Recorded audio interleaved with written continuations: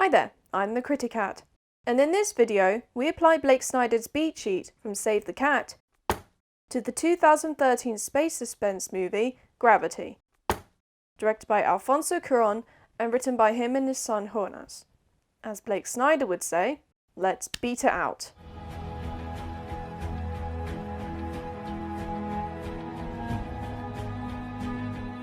The movie opens with the subtitle, Life in Space is Impossible.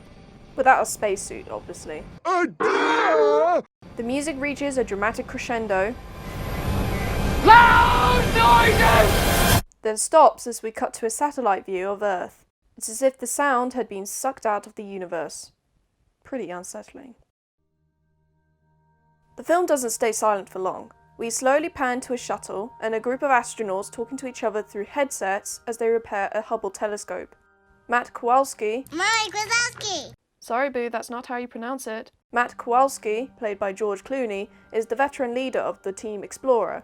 It's his last mission before he retires, and he seems to be making the most of the event, chatting away to his colleagues and whizzing about on his jetpack, as if he were building a beach hut in the sun. Dr. Ryan Stone, played by Sandra Bullock, is a hard-working medical engineer, and as this is her first space mission, she's quite shaky. Medical is asking if you want to return to Explorer. Negative. We've been here a week, Houston. Let's just finish this. The Explorer team has constant communication with Mission Control, voiced by Ed Harris. In the first few minutes, everything seems to be under control. This is all about Ryan's inner conflict. She doesn't give much away about herself until we get further into the film. All we know for now is that she's enjoying her time away from Earth. So what do you like about being up here? The silence. I could get used to it. If you think about her reply for a moment, we have to wonder why she says she could get used to living and working in outer space. The obvious answer is, life on Earth has become hard. Why? We don't yet know. 7 minutes into the film, Mission Control announces to Team Explorer that a Russian missile has just struck an unusable satellite, which has created a cloud of debris in space. For now at least, it's not headed their way. We'll keep you posted on any developments. We get to this point when Ryan asks, Should we be worried? how should they prepare for a possible collision with the debris? Do they have time to finish what they're doing? It would seem Matt isn't particularly worried about it. Well, let's let the boys down there worry for us. Already we sense his confidence is about to put the whole team in danger. 2 minutes later, Mission Control orders Team Explorer. Mission abort. The debris is colliding with other satellites nearby and causing fresh debris to be sent in their direction. And it's moving at speed. The communication with Mission Control is cut short by the debris as it hurtles into the Explorer and telescope, catching the team by surprise. Ryan is ripped from the telescope and is sent flying through space and away from her team and planet Earth. This is where we explore the central premise of the film, how to use experience and imagination to survive in space. Just when Ryan thinks she's going to tumble in space till she loses consciousness, Matt comes to the rescue, wearing his propulsion backpack. He attaches her suit to his with a safety strap, and they travel back to the Explorer. What they find is not pretty. The telescope and shuttle are destroyed. The damages to Explorer are catastrophic. And it looks like there are no survivors on board, apart from Matt and Ryan. Jesus Christ! This is getting serious. So, they decide to set out for the International Space Station, or ISS, and use their evacuation pods to return to Earth. As the debris is travelling around the Earth's orbit, Matt estimates that they have 90 minutes before the debris returns to hit them again. It's going to be tight. Notice here, a ticking clock is introduced to keep the stakes high. They reach ISS and discover one capsule's left, but its parachutes have been released, which means it's of little use getting them back to Earth. Next problem, Matt's propulsion pack runs out of power. They try to grab onto the station, but they just keep bouncing around.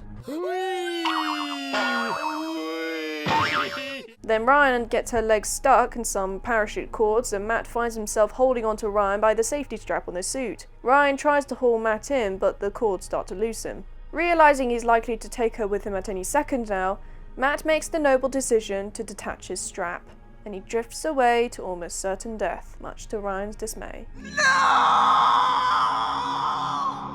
Out in the distance, Matt uses the radio to guide Ryan. He advises Ryan to drive the capsule to Tiangong, a nearby Chinese space station that is likely to have a usable capsule. Ryan admits she's not a good driver, which further raises the stakes of making it back home alive. She's more interested in rescuing Matt, but he tells her, Ryan, you're gonna have to learn to let go. As the two survivors travel together, for a short period of time, we learn more about Ryan's character. While Matt sounds positive about returning to Earth, Ryan looks mournfully at the planet. Ryan talks about the one thing she left behind on Earth. I had a daughter. Her daughter tragically died at a young age. Since then, Ryan has become a shell. Her biggest conflict is she is figuratively and literally trying to run away from her past. I just drive. Where are you driving to? I just drive. This is the main reason why she's working in space. Going back to Earth would mean returning to her past and unbearable memories about her daughter. Usually this happens around the 55-minute mark in a 110-page script, but this film is shorter than the average film. It's just less than 90 minutes. The midpoint here comes 38 minutes into the film, when Ryan enters the ISS by airlock and is able to breathe freely. She and the audience can have a little break from this crazy ride. Getting back to the familiar routine of breathing feels like a rebirth to her. This being the midpoint, we know this respite is going to be very brief.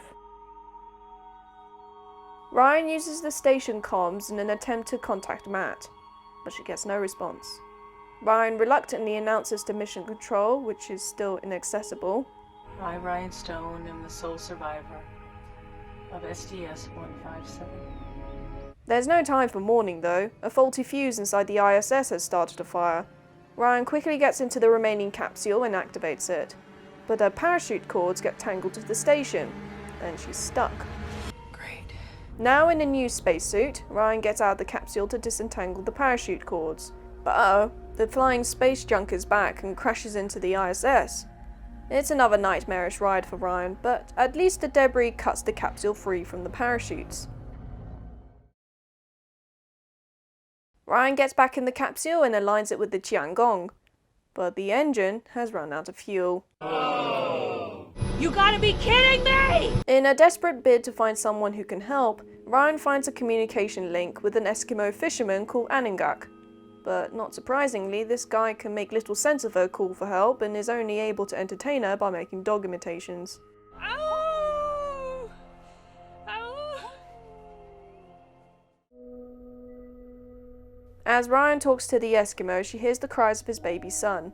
Despite living in impossibly freezing conditions, Aningak is happy, because he has his family by his side. Ryan starts to think about her own daughter, and finds a silver lining to her grim fate. She can soon see her daughter again, in some kind of afterlife. About an hour into the film, Ryan accepts her fate by lowering the oxygen levels. She crosses her arms and closes her eyes, as if lying in a coffin. But just as she's drifting off to sleep, a knock on the capsule door interrupts her. Matt is alive. What? Or so we think. He invites himself into the capsule and encourages Ryan to implement her skills and get moving. He tells her she'll need to use the landing jets. But Ryan doesn't want to move. Ever since her daughter died, she's felt there's nothing worth living for anymore. But Matt won't give up on her. You gotta plant both your feet on the ground and start living life. It's time to go home. At which point, Matt disappears and Ryan wakes up. It's all been a dream, but the message is all very real. Running from your past, even as far as outer space, isn't the answer. There is always a chance to start again and embrace a brighter future if you just show some courage. 66 minutes into the film, Ryan restores the oxygen and her will to live. Her conscience, embodied by Matt's ghost, has given her a way out and a way back to safety. Matt's wise words and Ryan's love for her daughter give her new strength. You tell her that I'm not quitting. She is ready for the big ride home. This is where the B story, charting Ryan's inner story, and the A story, her battle in space, intersect and help drive us toward a satisfying and predictable resolution. 70 minutes into the film, Ryan uses the landing jets to propel the capsule toward Tiangong. She exits the capsule and uses the fire extinguisher, Wall-E style, to board Tiangong just as the debris returns once again to ruin her day. She gets inside Tiangong and its escape pod and prepares to head for Earth. She then endures the fastest, most terrifying ride of her life through the Earth's atmosphere. The parachute is launched in time and the pod lands safely in water.